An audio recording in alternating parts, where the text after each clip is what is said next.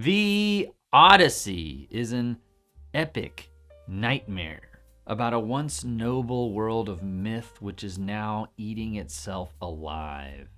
Christopher Nolan throws away the cerebral complexity that has defined almost every movie he's ever made to instead embrace a primordial moan of dread. I'm a little embarrassed to admit that my only familiarity with the source material is this little book that somebody got my firstborn son when he was 1 year old.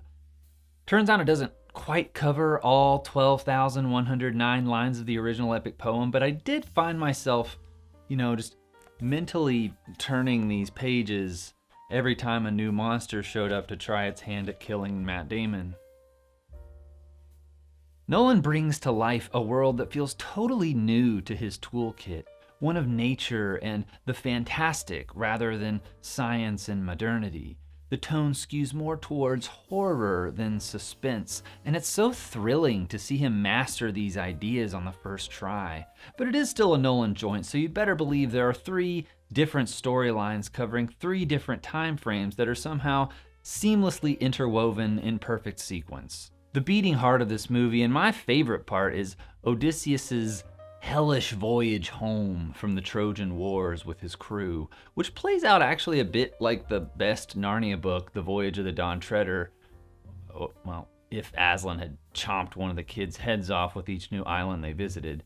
They get lost and endure a grueling loop of starving at sea, looking for supplies on land, only to immediately run afoul of some new breed of magical murderer, and then running across the beach back to their boats while screaming like a final girl at the end of a slasher movie. And if that's not bad enough, nature itself seems to be against them as they inadvertently piss off one god or another as they struggle to survive. In every moment of this movie, you're made to feel how these characters are at the mercy of the elements. Whether characters are voyaging across the ocean, traveling to a nearby neighboring kingdom, or just hunting a deer 100 feet away from their ship, travel or movement of any kind is a potential dance with the devil. Nolan's love of IMAX filmmaking is used here to surround characters with vast landscapes whose beauty belies a malicious indifference in a way that actually reminded me a lot of Werner Herzog's Aguirre, The Wrath of God, in terms of the way nature is depicted as this seething hive of suffocating life whose only urge is to kill, kill, kill. The birds don't sing, they screech in pain. The deluge of misfortune feels almost comically nihilistic at first until you start to connect it to the flashbacks of Odysseus's experiences as the mastermind behind the famous Trojan War trickaroo that ended with the sacking of Troy, a celebrated legacy that really haunts him.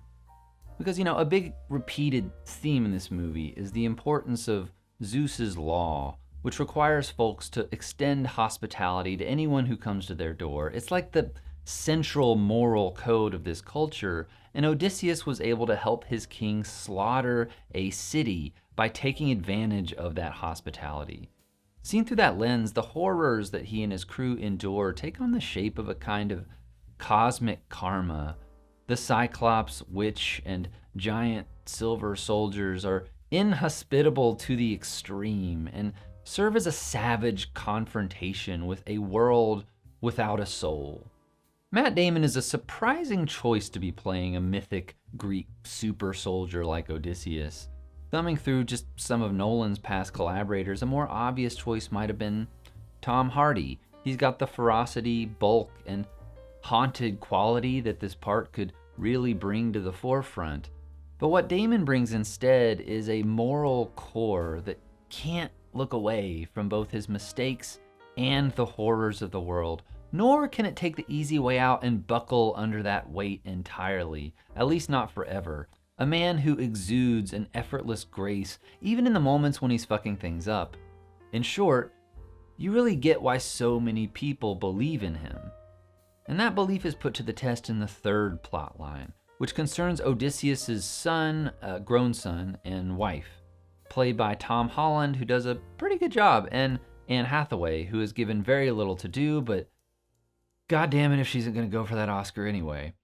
She dreamed a dream of days gone by when her halls weren't filled with suitors. Matt Damon's been gone for 20 years. She might have to remarry a looter, because they just want Odysseus' throne. Zeus's law is not much respected by all these raucous freeloaders, least of all the many shit-eating grins of Robert Pattinson, the most consistently surprising and delightful performance in this movie. The joy that this man feels when he throws a chair at a beggar, the sincerity with which he lies to Queen Penelope's face, the giddy snarl he hurls at Spider-Man. You can see all the assassination attempts he's scheming just like right there on his teeth. What a beautiful weasel.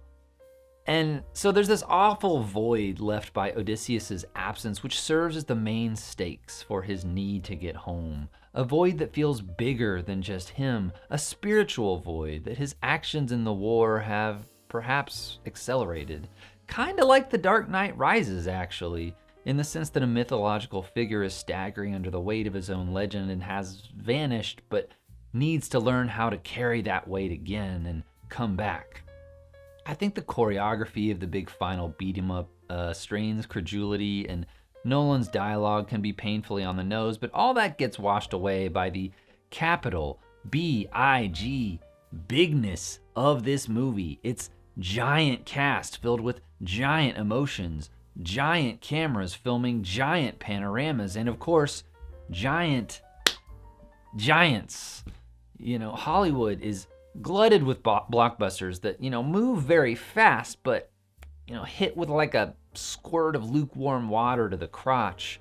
The Odyssey tramples you like a horse the size of a semi-truck that is secretly filled with sweaty guys who want to murder you and your family. Its impact made all the more forceful by the achingly human regret, despair, and longing infused in every image and sound. My God, the sound. The guitar-like buzz of Odysseus' bowstring, that horrifically hungry musical motif that plays when the Cyclops lurches through the dark of the cave, the body horror crunches during the witches sequence that just might go toe-to-toe with the transformation scenes in An American Werewolf in London. And as grim as the Odyssey is, it's never dreary. Every moment brings Odysseus a little closer to his family. Every challenge is another chance to believe in his men anew, whether they deserve that belief or not. No matter how broken the world can be, it will always be full of people searching for and believing in each other. Reunion and renewal of hope is, from that point of view, inevitable. It's just around the corner.